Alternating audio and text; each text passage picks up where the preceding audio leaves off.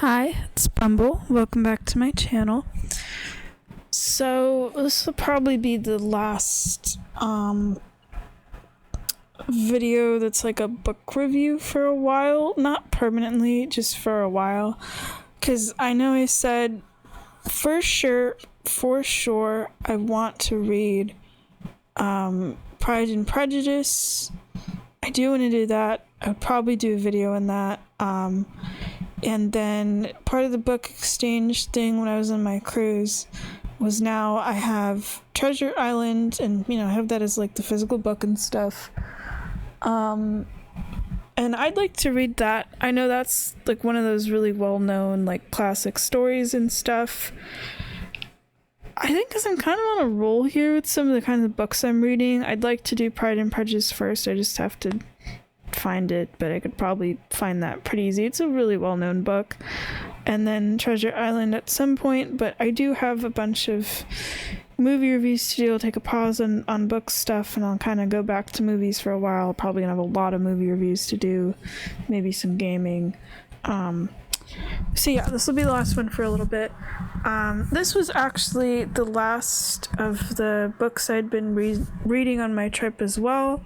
I wasn't sure if I was going to read more of because the Oscar Wilde book that I had read, and I mean like book, it was like a collection. It was like the complete works of Oscar Wilde. It was a really fat book. It was kind of hard to carry it around because I carried it around all over the ship in a backpack. But I picked it because I really wanted to read the Picture of Dorian Gray. It's one of those just really well-known titles, and I kind of knew like a little bit about it. I at least sort of known some of the twist with it, I guess. I think just from seeing him as a character in like movies and stuff, like Dorian Gray is a character in oh gosh, what's that movie with Sean Connery? I just watched it too. I not just watched it, but like I watched it with my brother this past year.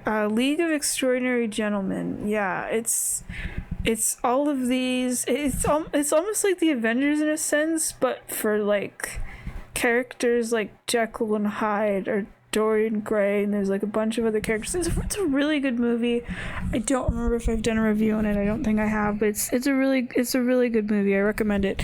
But yeah, Dorian Gray is one of the characters, and you get to see stuff related with his like portrait and stuff. So I already knew the whole gimmick of like because it takes a while till it's introduced in the actual story of the painting that ages for him, basically. But I kind of also knew some of the consequences of said painting, specifically at the end, which is also at the end of this story. It's like the big thing at the end of the story. I wish I could have gone into this more blind.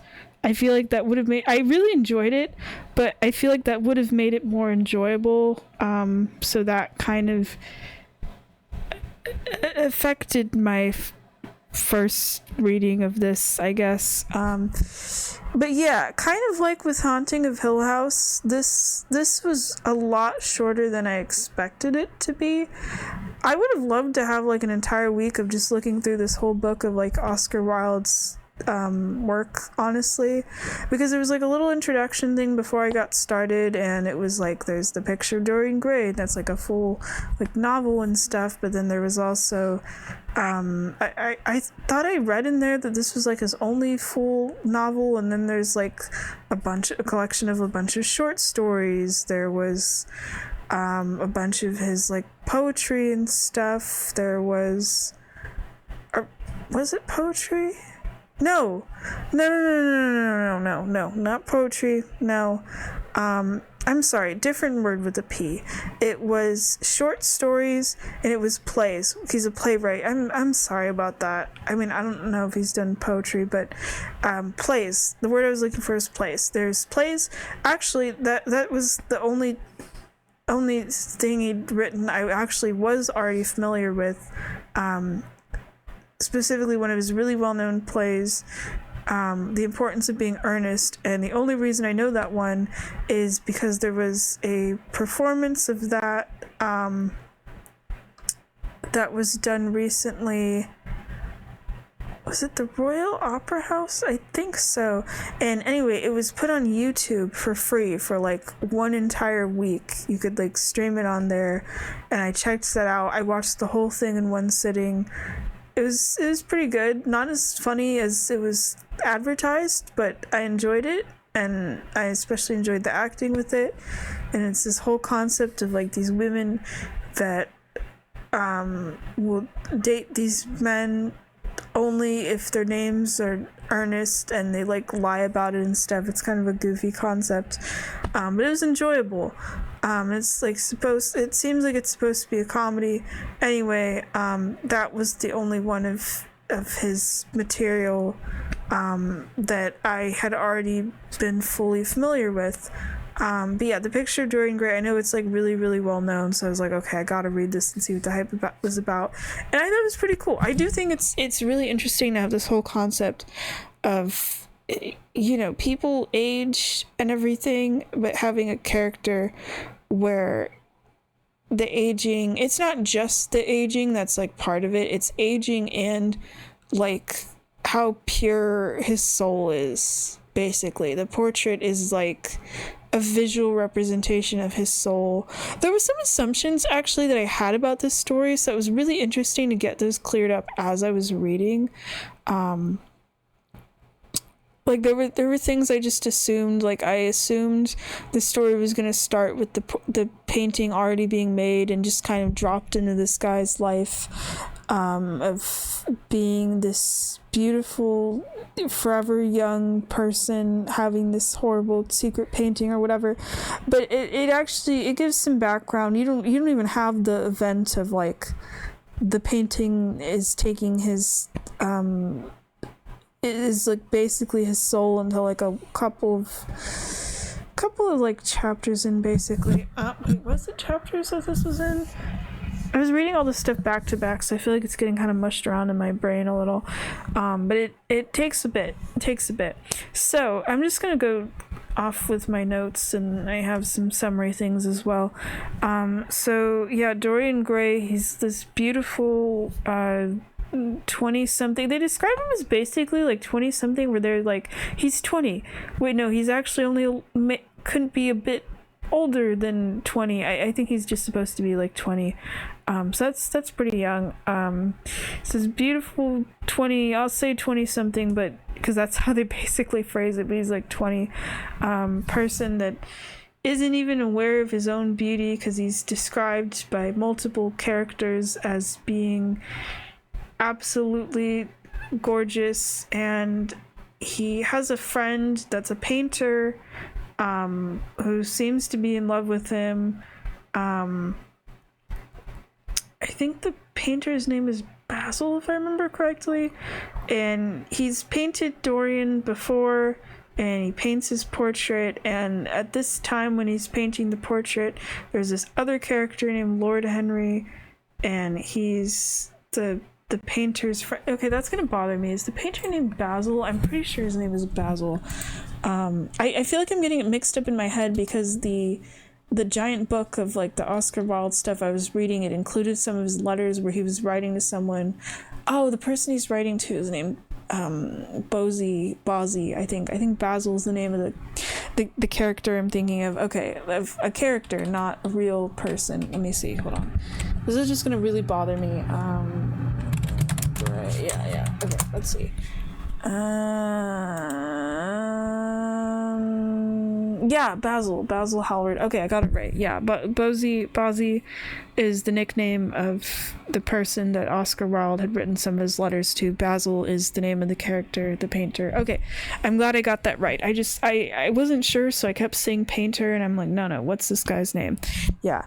Basil is the painter. He's a friend of Dorian's, and Basil has a friend named Lord Henry, and Lord Henry is invited at some point to meet Dorian, because Basil, I think, seems to be in love with him, and but it's one-sided. I wasn't sure if it was going to be one-sided, but it's kind of described by Dorian as like one-sided. Like he figures it out, and he's like, oh, this kind of sucks that my friend is in love with me, and there's like a certain way that he phrases it. But yeah, Lord Henry, and I was wondering if Dorian was possibly in love with Lord Henry. It's described as like he kind of blushes around him and stuff sometimes early on, and I'm like, But yeah, Basil invites his friend Lord Henry to meet Dorian because Basil cannot shut up about Dorian to the point where he's like, this person is more than my artistic muse. I basically like worship the ground he walks on. It's like that kind of compliments and such of Dorian. And anyway, yeah, Lord Henry's there for one of these portraits and stuff, and they're all talking, and it's basically like Basil compliments Dorian so much and basically makes him aware of his almost kind of otherworldly beauty in a sense. And then meanwhile, Henry keeps talking about youth and kind of makes Dorian aware of like, because now Dorian knows he's like the most beautiful thing on earth or whatever, and now Henry's there and is introducing this thing of, yeah, becoming old sucks, and the awareness of aging, and this whole idea of like, hey, you're beautiful and hot now at like 20, but very soon that's going to be taken away from you and you're going to miss it and stuff. And it like freaks Dorian out, and then he kind of just sort of absentmindedly makes this wish. He's not even making it to anyone in particular, he just kind of says it, of wishing that the portrait would age instead of him, and it works. It doesn't even work right away, but it works, and Dorian's the only one that knows at that point, and he spends the entire story keeping it a secret. So because all I really knew of the painting before I read this was that it ages instead of him, and that at some point it becomes old and ugly and stuff. It specifically, I knew becomes like old. I thought there was going to be more to the whole concept of like, yeah, this painting ages for you. I thought it was going to be some kind of like magic thing that happens, or some kind of like deal with the devil or whatever, that the painting would age. I thought there was going to be some kind of like physical cost or something Dorian would have to give up to someone to make this happen, or some kind of magic, because it sounds like a magic concept, right? Of like a painting that ages instead of you. I thought there was going to be something more involved with it, of that concept, but no, he just kind of makes this wish and it happens, and he isn't even really saying it seriously. Like when he finds out that the painting has changed, he's kind of weirded out and thinks, I just kind of blurted that out, I can't believe that actually worked, you know.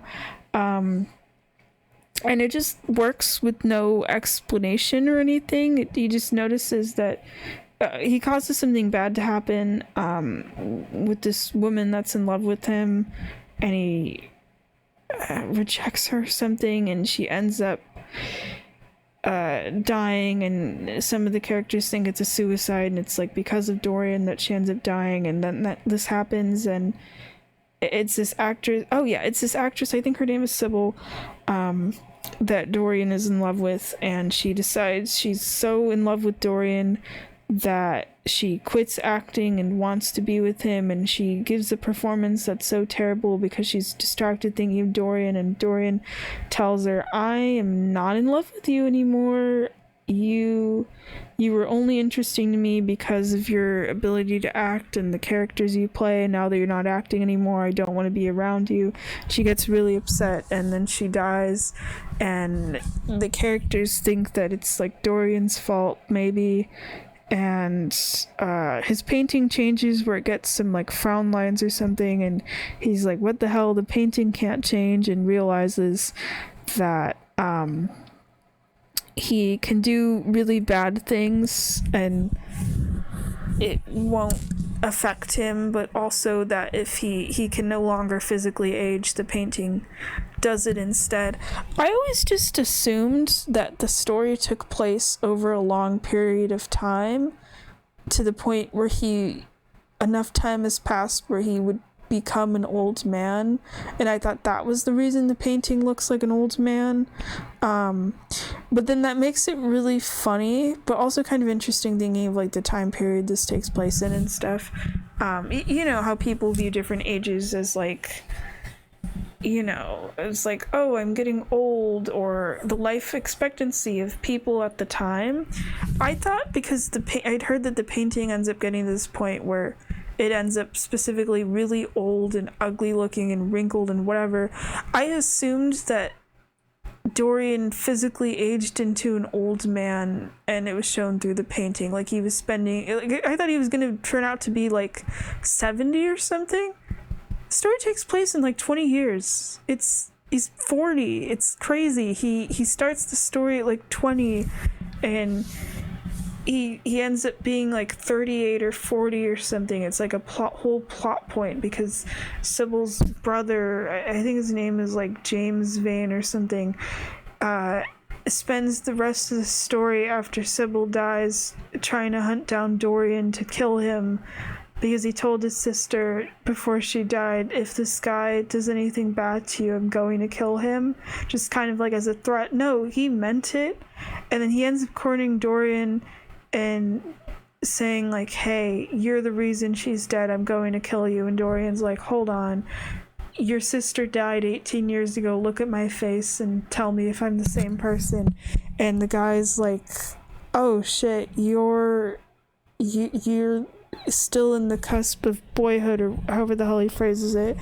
I'm looking for someone who's 40. It's obviously not you, but you know, the audience knows that it's Dorian. So it's like a whole plot point with the numbers for his age and how much time has passed. But yeah, I thought he was gonna be super duper old, and he's 40. And meanwhile, Dorian's freaking out over the painting and stuff, and like the hair loss and whatever, and like 40 isn't really even that old, or even like late 30s, and that is just really funny to me.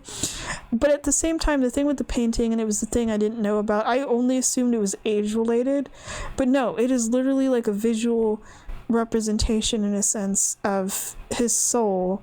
So the more sort of sinful things he does, as it's kind of described, the uglier the painting gets to show like the corruption of his soul. And it all starts with him basically just being really mean to Sybil and rejecting her and stuff. And he causes the death of like 3 people in this. One of them is Basil, who he just straight up murders. And then what I thought was kind of messed up too was that he ends up getting the artist, not the artist, I'm sorry. He wants Basil's body burned at some point, and he ropes in a friend to be like, hey, you're a chemist, you gotta go burn this body for me. And the friend is like, what? No, I'm not gonna do that for you. I don't want to be involved in whatever. I don't care that you killed someone, I just don't want to be involved with this. Just go to the police or something. And somehow Dorian convinces this guy to burn the body, and he burns the body, and Dorian is trying to spend the rest of the story like getting rid of all the evidence of this murder and the painting, or anyone finding out his secret and whatever. But yeah, he also is described as like corrupting people. Like anyone he associates with, they end up in like a horrible social status or whatever, or people that had like completely clean records and now they're just a mess, and people don't want to be around Dorian anymore, and they talk about him when he goes in a room. And he's described at first kind of liking all this weird attention and people wondering how he doesn't age, and then it kind of freaks him out. He basically kind of grows like a little bit more of a conscience and just kind of more just really guilt as the story goes on. I find it really interesting. It's not even really like a descent into madness. I mean, it is a little bit, but it's more of like he does all these horrible things, and then the painting's getting uglier and uglier, and he has like a love-hate relationship where he like hates it, but he also is kind of enjoying tormenting himself. And the way the painting works, it's like he's making fun of the painting, where he keeps it locked up, he doesn't let anyone see it, but at the same time he keeps going in there himself, and he just goes to like stare at it and watch it become more disgusting. And he's aware the entire time that it's like related to his bad actions and the physical aging. He just kind of doesn't really give a shit until he eventually does. And he tries to do like one good act thinking it'll reverse the painting, and it doesn't. And he realizes he's like kind of screwed, and the entire time he's like friends with Lord Henry. For some reason, maybe because of the intro, I thought that Lord Henry was going to be like kind of the straight man of this little trio, and that he was going to be like the reasonable person, and then it turns out he's the one that's kind of partially a bad influence on Dorian. Well, it's described by Dorian that way, so I don't really know how reliable that is, but Dorian, when he first notices that the painting's getting messed up, he's like, okay, I just have to stay pure, stay clean, and not hang out with Lord Henry anymore, and I'm gonna be a good person. We're gonna reverse whatever little damage is on this painting.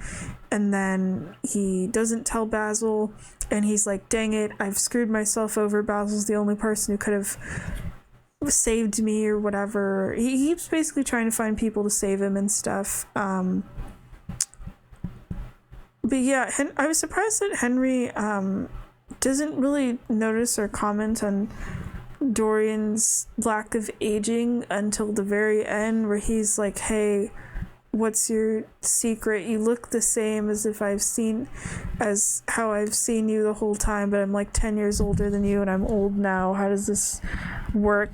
Because there's like a bunch of rumors about Dorian throughout the story, but there's less about the whole like aging. It's kind of interesting how the aging is tied to like and physical appearance and the appearance of the painting with your deeds, basically, where the characters describe like Dorian being like angelically beautiful or whatever. It's not those exact words, but kind of like that, basically, as meaning like he looks so beautiful and innocent that he must not have committed any crimes or done anything bad. He looks too innocent, but also probably too young for that or whatever. Because I mean, the characters, he looks like he's 20 throughout the entire thing, even though he eventually is 40.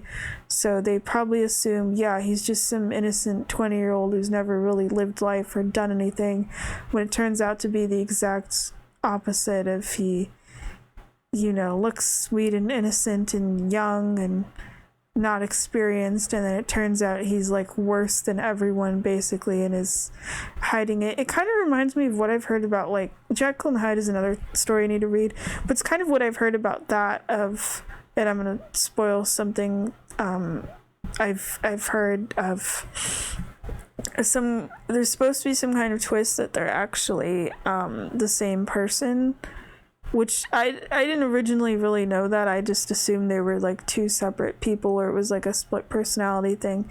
But it's just, I think, one of them using the other as an excuse to do bad things without ruining their reputation. I kept thinking about that while reading this, and thinking like, oh, it's basically the same thing where the painting, Dorian's able to do all these evil things and he's able to hide behind his appearance of innocence and youth, and everyone thinks he's innocent, but his crimes and everything are visually showing through the painting, and it's like he's disguised constantly, and his real self is being trapped in this location that no one else can see. I just think that's like a cool concept and an interesting way to explore a character, and how Dorian gets kind of more and more desperate and kind of seems a bit more depressed as like the story goes on. Of he kind of towards the end wants to save himself and become good, but the painting kind of knows like, oh, you don't actually want to become good, it's just for like appearance's sake, basically. Kind of reminds me of a movie I watched recently, or they're like the concept of like people when they get old, they want to start doing good just so they could be remembered as good, or maybe they want to try to like get into heaven or something. It kind of makes me think of that. And the characters mention to Dorian of like, hey, it's not too late for you to stop doing bad things, and he's like, no, it's too late for me. It's like he's kind of just in denial the whole time. But I do feel somewhat sorry for him in a way. I don't know. It's like, even though he's described as like kind of corrupting other people, basically being a bad influence, and he kills people, a couple of people and stuff, I'm not denying that or that those are bad things. It's just, I think it's just because of reading his desperation, how he blames himself towards the end, and the painting and things like, oh, if I didn't have the painting and stuff, and what Henry and Basil were originally telling me, you know, I wouldn't have gone down this path and stuff. And he does want to be better like a few times in the story, but then just also doesn't, and he does seem to have like regrets in the end. So it's like kind of a little sorry for him, kind of not, just like a little bit. But then the ending's crazy, where it's like he's trying to get rid of all the evidence of his sins, and he stabs the painting and is wondering like, why do I even have this thing in the first place? I hate this thing. And then the perspective shifts, and it's like there's like servants and police and a couple of other people, and they hear this just loud, horrible noise. I'm assuming it's like Dorian dying, or maybe some kind of magic effect of the painting or whatever. I don't really know, but these people walk in the room and they see that they don't know whose house it is, and they see that the painting is of, I think it's the two servants or something. They see Dorian just as they remember him and stuff, and youthful and whatever in the painting, and they just see this old wrinkled guy on the floor, and there's a knife in his heart. And then they find out by some of his jewelry's rings of, oh, this is actually Dorian, you know, and it ends there. And I just think that's really interesting, where he, in that, I feel like really rubs it in of the painting being a soul jar kind of thing, or like a visual representation of it and stuff. I mean, that's what killed him as well, that it, you know, he destroyed his soul and he died. But it's also interesting because they find the knife in his heart, like in his body, and this is just through stabbing the painting. So it's that he basically, you know, like did himself in, and he wasn't trying to, thinking he was stabbing the painting. I mean, I feel like mentally at that point he did reach a point where I wouldn't be surprised, like painting or no painting, if he did stab himself in the heart. I kind of did feel like the direction it was going, like he just couldn't take all the guilt and pain anymore. But then destroying the painting causes it to not be destroyed. There wasn't any stab things on it. It just looked normal. So the painting, it seems like it almost reflects damage back at you, like if you try to mess with it. But also the whole thing, what I find really interesting is the painting was taking all his aging and everything, and then as soon as he tried to harm the painting, it's like they just immediately switched back, where it aged him and the painting goes back to the way it was. So there's some kind of life lesson in there, but it also kind of makes me think of, and I'm spoiling this movie too, but I've also talked about it on here, Tangled, you know, where Mother Gothel is like this old hag, and she finds the flower and then uses the magic of the flower through Rapunzel to like constantly turn young and stuff. And then when Rapunzel's hair is cut, it causes all of Gothel's like actual proper aging to come back. And at this point it's like, who knows how old she is, and she ages so fast that she ages past how she was at the beginning of being the old woman, where I think she just basically ages herself to death. I feel like that could also be an interpretation of what happened to Dorian. But that's the other thing too, of like, it's not like he's like 80 or something. It's not like he was around for that long.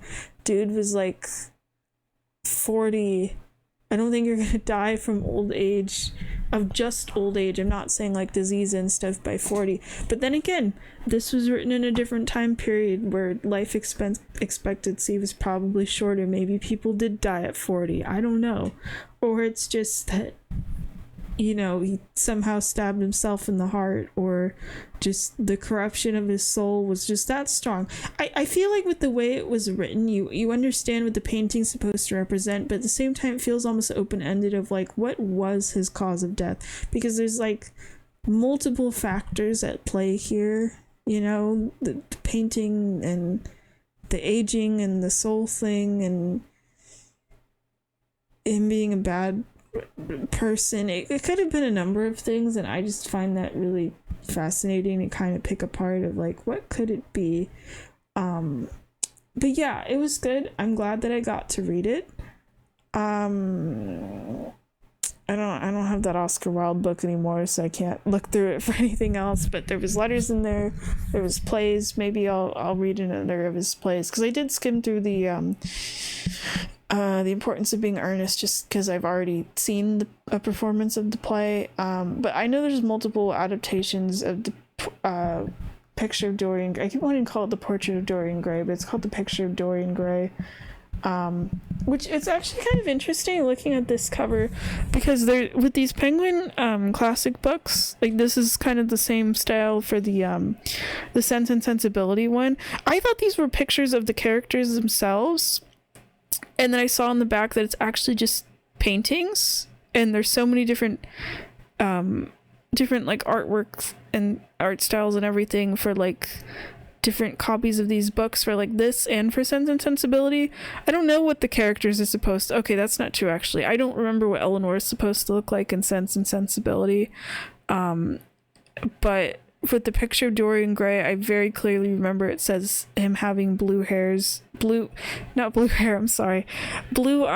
and blonde hair. I think the hair was described as curled, maybe, but I definitely remember it because they keep mentioning the gold in his hair leaving when he'll become old. But this painting looks like someone with brown hair, almost red, but yeah, supposed to be a blonde is what I read. Anyway, I think I do want to watch a movie adaptation of Sense and Sensibility at this time. I have not done that. But I know there's a couple for the Picture of Dorian Gray. There's one from the 70s that looked interesting, but I heard it's like more kind of sexual. I'm not sure if I want that. I don't know which of however many movie adaptations there are is the most accurate. I might do a little Googling on that, but I think it would be really fun to watch a movie adaptation of this, because I think it would be really interesting to see in that visual format, like time passing and visually, get to actually see not just the painting, but it changing over time. I think that would be really cool. I also wish there was like a canonical like illustration of the painting or something. I'm very curious. It's just kind of funny when you Google this story, and there's like all of these like book covers and stuff, and some of them are kind of funny to look at. Some of them show like just Dorian Gray being like this beautiful person. There's some where he's drawn as like two people. There's one that's kind of cool where it's like there's him in a profile shot and another of him staring at the camera, but it's all wrinkled and freaky looking. And then there's a couple other that are really funny to me, where it just shows his face and then half of it is like not even wrinkly, but like makes him look like crumpled stone or something, or having white hair. There's one that's really funny that's on Amazon that just reminds me of like the Phantom from the Phantom of the Opera, where half of his head is just like there's gray hair and his skin kind of wrinkly and weird. Actually, that's a great way to describe what some of these covers look like for both movies and books, where they just kind of try to make him look that way, of like half of his face just looks completely different. I find that really fun. Damn it, now I can't get that comparison out of my head. But yeah, I'd like to watch a movie adaptation. It's gonna take a little more research than some of the other things I have to watch, of like which version. But yeah, book was good. I'd like to read more. Oscar Wilde stuff. I don't know what, because there's plays, there's letters. This one seemed like the only one that was an actual, like, book format. So, but nice to finally see what the hype of this is about. I understand it. It's not that I understand the book. I feel like I fully don't, but the hype. I understand the hype. It was good. I'm glad I finally read this. All right, I think I'm gonna go to bed now.